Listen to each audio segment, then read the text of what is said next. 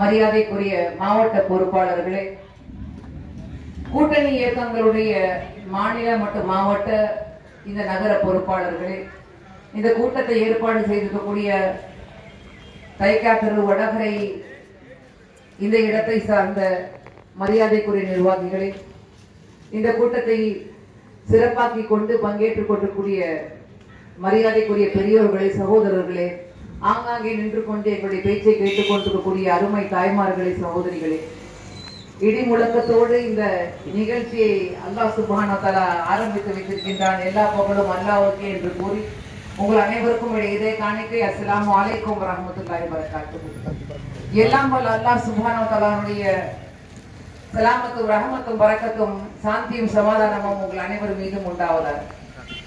அதிக நேரம் எடுத்துக்கொள்வதற்கு வாய்ப்பு இல்லை. என்னால் தொடர்ந்து அடுத்தடுத்த நிகழ்ச்சிகளுக்கு செல்ல வேண்டியிருக்கிறது. மகரிக்கு முன்னாடி இந்த நிகழ்ச்சியை முடித்துவிட்டு மாவட்ட தலைவருடைய ஏற்பாட்டுக்கு அடுத்த கூட்டத்துக்கு செல்ல வேண்டியிருக்கு. ஆக அதிகமான நேரத்தை நான் எடுத்துக்கொள்ள போவது கிடையாது. ஏற்கனவே நீங்கள் பல கருத்துக்களை கேட்டிருப்பீங்க, படிச்சிருப்பீங்க, டிவியில பார்த்திருப்பீங்க, மொபைல்ல தொடர்ந்து அனுப்பிக்கிட்டு தான் இருக்காங்க. சரித்திரத்திலேயே இல்லாத விதத்தில் இந்த முறை பாராளுமன்ற தேர்தல் என்பது வெறும் சில நபர்களை தேர்ந்தெடுத்து பாராளுமன்றத்துக்கு நம்முடைய பிரதிநிதியாக அனுப்பக்கூடிய ஒரு தேர்தலாக இல்லை. அதை முதல்ல நீங்க எல்லாரும் தெரிஞ்சுக்கணும். இந்த தேர்தல் என்பது நம்முடைய நாட்டில் ஜனநாயகம் இருக்க வேண்டுமா இல்லையா என்று நிர்ணயிக்கக்கூடிய தேர்தலாக இருக்க போகிறது. இந்த தேர்தல் என்பது இங்கே வெறும் முஸ்லிம் மதத்தை மட்டும் சார்ந்தவர்கள் இங்கே இல்லை.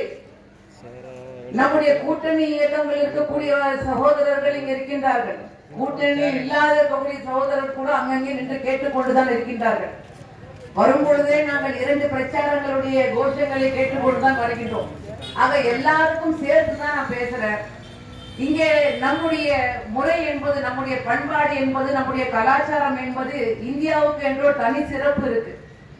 2004ஆம் ஆண்டு இந்தியா நாட்டுடைய பிரதிநிதியாக நான் அமெரிக்காவில் ஒரு இன்டர்நேஷனல் கான்பரன்ஸில் கலந்து கொண்டேன். 84 நாடுகள் கலந்துருச்சு.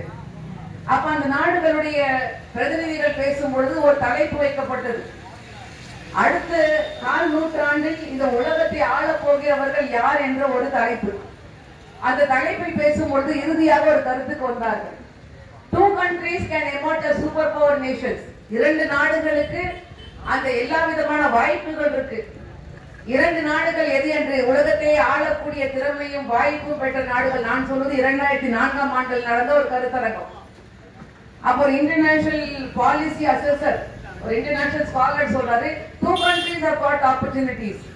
One is China and other is India. China super power நாடாக ஆகலாம். இரண்டாவது இந்தியாவுக்கும் அந்த வாய்ப்புகள் இருக்கு. சைனாவை விட அதிகமான வாய்ப்பு இந்தியாவுக்கு இருக்கு. என்ன காரணம்னா, இந்தியாவில் இருக்கக்கூடிய இத்தனை விதவிதமான மதங்கள், இத்தனை ஜாதிகள், இத்தனை மொழிகள், இத்தனை கலாச்சாரங்கள், இத்தனை பண்பாடுகள் என்பது உலகத்தில் வேறு எந்த நாட்டிலும் இல்லாத ஒரு சிறப்பு இந்திய நாட்டுக்கு இருக்கின்றது. எனவே இந்திய நாடு உலக நாடுகள் மத்தியிலே வல்லரசு நாடாக ஆகுவதற்கு வாய்ப்பு இருக்கு. முடிவாக அவருடைய கருத்துரையை அவர் வைத்தார். எனக்கு ரொம்ப ரொம்ப பெருமையா இருந்துச்சு. ஏன்னா இந்திய நாட்டுடைய பிரதிநிதியாக நான் கலந்து கொள்ளும் போது என்னுடைய தாய்நாட்டை பற்றி அவர்கள் சொல்லும் பொழுது மிகப்பெரிய ஒரு பெருமை. இங்கே நாம் அமர்ந்திருக்கின்றோம். முஸ்லிம்களாக அல்ல, இந்துக்களாக அல்ல, கிறிஸ்தவர்களாக அல்ல, நாம் மத்தியில எந்த விதமான ஒரு வேற்றுமை இல்லாமல் இந்தியர்களாக அமர்ந்திருக்கின்றோம். குறிப்பாக தென் மாவட்டங்களை பற்றி சொல்ல வேண்டும் என்றால் மாமான் மச்சான்களாக, அக்கா தங்கைகளாக நாம் இன்றைக்கும் வாழ்ந்து கொண்டிருக்கின்றோம். அன்பானவர்களே, இந்த 2019 தேர்தல் என்பது நாம் இந்த அண்ணன் தம்பி உறவு முறை, அக்கா தங்கச்சி உறவு முறை, மாமான் மச்சான் உறவு முறையை மேலும் நீடிக்க வைக்க போகின்றோமா, இதை பாதுகாத்து வைக்க போகின்றோமா, அல்லது எல்லாவற்றையும் எடுத்துவிட்டு இந்த நாட்டை காய் கும்பலுக்கு ஒப்படைக்க போகின்றோமா? இந்த நாட்டில் ஒரே மதத்தை சார்ந்தவர்கள் தான் வாழ வேண்டும், ஆள வேண்டும். இந்த நாட்டில் ஒரே மொழியை பேசக்கூடியவர்கள் தான் வாழ வேண்டும், ஆள வேண்டும். இந்த நாட்டில் ஒரு ஜாதி மட்டும்தான் ஆதிக்கம் செலுத்த வேண்டும் என்று சொல்லக்கூடிய பாசிச கொள்கையுடைய முழுக்க முழுக்க மதவெறியையும் மத துவேஷத்தையும் மக்கள் மத்தியில போட்டு மனிதனை மனிதனாக பார்க்க முடியாத ஒரு அவல நிலைக்கு இன்றைக்கு இந்தியா தள்ளப்பட்டிருக்கு. நீங்கள் இப்ப ஓட்டு போட போறீங்க. நான் இங்கே உங்களுக்கு நம்முடைய மரியாதைக்குரிய முன்னாள் எம்எல்ஏ அருமை சகோதரர் தனுஷ்குமார் அவர்களுக்கு ஓட்டு கட்டி நிற்கின்றேன். நீங்க அவருக்கு ஓட்டு போடக்கூடிய முடிவு எடுப்பதற்கு முன்னால் ஆங்காங்கே நின்று கொண்டு கேட்டுக்கொண்டிருக்கூடிய அத்தனை இயக்க தோழர்களுக்கும் சொல்லிக் கொள்கின்றேன், 2 விஷயங்களை வைத்து ஒருத்தருக்கு நீ ஓட்டு போடுங்க. ஒண்ணு, அவர் எப்படிப்பட்ட கட்சியினுடைய கொள்கையை பின்பற்றுகின்றார், அவருடைய கட்சியினுடைய பின்னணி என்ன, எதனால் உருவாக்கப்பட்டது, அந்த கட்சியினுடைய சரித்திரம் எதை நோக்கி போய்கொண்டிருக்கின்றது, அவருடைய வருங்காலத்தில் எதனால் திட்டங்கள் வச்சிருக்காங்க, இது ஒண்ணு. இன்னொன்று, அந்த நபர் எப்படிப்பட்டவர், நம்முடைய இந்த இடத்தை சார்ந்தவரா, நம்முடைய வழியை நம்முடைய கஷ்டங்களை அறிந்தவரா, நம்மில் ஒருவராக இருப்பாரா, நாம் அவரை சென்று அணுகலாம். இது 2 விஷயத்தை வச்சுதான் ஒருத்தர் ஓட்டு போடணும். ஏன்னா நிறைய இளைஞர்கள் இருக்கீங்க.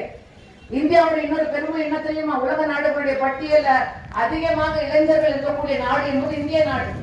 ஆக என்னுடைய அருமை சகோதரர்கள், தம்பிமார்கள், என்னுடைய தந்தைமார்களுக்கு கேட்டுக்கொள்கின்றேன், நீங்கள் கேள்வியை கேளுங்க.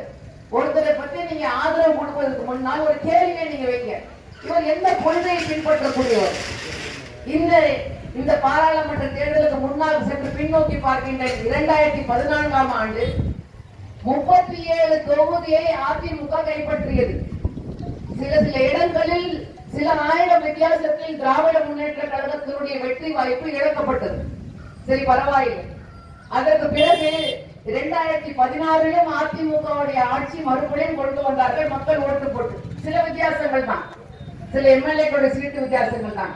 ஆனால் அந்த அதிமுகவுடைய அன்றைக்கு இருந்த மறைந்த நம்முடைய முன்னாள் தலைவர், புரட்சி தலைவி என்று சொல்லக்கூடிய ஜெயலலிதா அம்மையார் அவர்கள் மேடை தோறும் சொன்னார்களே, நீங்கள் செய்வீர்களா, நீங்கள் செய்வீர்களா என்று சொன்னார்களே, பாஜக படுதோல்வி அடைய நீங்கள் செய்வீர்களா என்று சொல்லும் போதெல்லாம் வாக்குறுதி அளித்து நாங்கள் செய்வோம் என்று சொல்லிவிட்டு இன்னும் அவர்கள் சொன்னார்களே மேடை தோறும், குஜராத்தை சார்ந்த மோடியா அல்லது தமிழ்நாட்டை சார்ந்த இந்த டேடியா என்று பார்த்துக் கொள்ளலாம் என்றெல்லாம் அவர்கள் சவால் விட்டார்களே, அத்தனையும் அவர்களுக்கு நீங்கள் வாக்குறுதியை கொடுத்துவிட்டு இன்றைக்கு அதே அதிமுகவை சார்ந்தவர்கள் அந்த மோடிக்கு பூஜாவைக்கு தூக்கி கொண்டு போய்கொண்டிருக்கின்றார்களே, அப்படிப்பட்ட கூட்டணிக்கு அவங்களை ஓட்டு இருக்க போகின்றது. உங்களுடைய சாசக தலைவருடைய புரட்சி தலைவி என்று நீங்க சொல்லக்கூடிய உங்களுடைய தலைவி, அவர்களுடைய ஆத்மா எப்படி சாந்தி அடையும் என்று என்பது ஒரு பெரிய கேள்விக்குறி. அவர்களுடைய கொள்கைகள் என்ன? இன்னைக்கு அவங்க சொல்றாங்க, அவங்களுடைய தேர்தல் வாக்குறுதி, எலெக்ஷன் மேனிஃபெஸ்டோ 2014 என்ன சொன்னாங்களோ அதையே திருப்பி இப்ப மறுபடியும் காப்பி அண்ட் பேஸ்ட். ஏன்னா எதையுமே அவர்கள் நிறைவேற்றவில்லை. ராமருக்காக என்று நாங்கள் அந்த கோவிலை கட்டுவோம், நாங்கள் இங்க தாய் சபை இந்தியன் முஸ்லிம் லீக் எங்களுடைய ஸ்டாண்ட் என்ன தெரியுமா, எங்களுடைய தலைவர் அழகாக சொன்னாங்க, it is in the court, let the court decide, we trust the judiciary of India. வழக்காடு மன்றத்தில் நீதி வழங்கப்படும் என்று அசைக்க முடியாத நம்பிக்கை நாங்கள் வைத்திருக்கின்றோம். இது என்பது இறைவனுடைய ஒரு ஆலயத்தை அவர்கள் பாபரி மசூதி எழுந்திருக்கின்றார்கள். அந்த நீதிமன்றத்தில் என்ன தீர்ப்பு வழங்கப்படுகிறதோ ஒரு கடுகளவு கூட அதை நாங்கள் வழி தவறாமல் பின்பற்றுவோம் என்பது எங்களுடைய கொள்கை. ஆனால் அவர்கள் சொல்வது என்ன, 5 ஆண்டுகளுக்கு முன்னால் உங்கள் மத்தியிலே அவர்கள் வாதத்தை வைத்தார்கள், நாங்கள் ராமருக்காக என்று கோவிலை கட்டுவோம். சரி, கட்டி முடிக்கிறார். அடுத்தது அவர்கள் வைத்த வாதங்கள், இளைஞர்களுக்காக என்று நாங்கள் வேலை வாய்ப்பை அதிகரித்து கொடுப்போம். வன்மானவர்களே, அவர்கள் கொடுத்த வாக்குறுதியில ஒரு வருஷத்துக்கு 2 கோடி வேலை வாய்ப்புகள் உருவாக்கி தருவோம்னு சொன்னாங்க. உண்மை என்ன தெரியுமா, இந்த 5 ஆண்டுகளில் 1.5 கோடி இளைஞர்கள் வேலை வாய்ப்பை இழந்திருக்கின்றார்கள். எந்த வாக்குறுதி நிறைவேற்றினார்? விவசாயிகளுக்காக கடனை தள்ளுபடி செய்வோம். ஏன் ஆட்சியில் இருக்கும் விவசாயிகளுடைய கடனை தள்ளுபடி செஞ்சிருக்கலாமே? இது விவசாய பூமி. நான் உங்களுக்கு வாக்கை கேட்டு வந்திருக்கக்கூடிய நம்முடைய தனுஷ்குமார் அவர்கள் விவசாய குடும்பத்தை சார்ந்தவர்கள். அவரும் ஒரு விவசாயி. அவருக்கு நீங்க வாக்கு போட்டீங்கன்னா உங்களுடைய வழியை, உங்களுடைய கஷ்டங்களை, உங்களுடைய நஷ்டங்களை அறிந்து குறித்து உங்களுக்காக என்று சேவையாற்றுவார். நான் மற்றவர்களை பற்றி நான் சொல்ல போவது கிடையாது. அவர்கள் சார்ந்திருக்கக்கூடிய அந்த கட்சியினுடைய கொள்கை என்ன? இந்திய முஸ்லிம் லீக்குடைய கூட்டணியில் இருக்கக்கூடிய தலைமை தாங்கி கொண்டிருக்கூடிய திராவிட முன்னேற்ற கழகம், காங்கிரஸ் பேர் இயக்கம், கம்யூனிஸ்ட் பேர் இயக்கங்கள் எல்லாம் நாங்கள் கொடுக்கக்கூடிய வாக்குறுதி வேற்றுமை ஒற்றுமை நாங்கள் பாதுகாத்து வைப்போம். ஏன்னா அதான் இந்தியாவுடைய பெருமை, யூனிட்டி இன் டைவர்சிட்டி. நாங்கள் மக்கள் மத்தியிலே மதசார்பற்ற கொள்கையை நிலைநாட்டக்கூடிய செக்யூலரிசம், மதசார்பற்ற கொள்கையை நாங்கள் நிலைநாட்டுவோம். இந்திய நாட்டுடைய ஜனநாயகத்தை நாங்கள் பாதுகாப்போம் என்கிற கோஷத்தோடு இந்த கூட்டணி வாக்கு கேட்டு வந்திருக்கிறது. அல்லாஹ்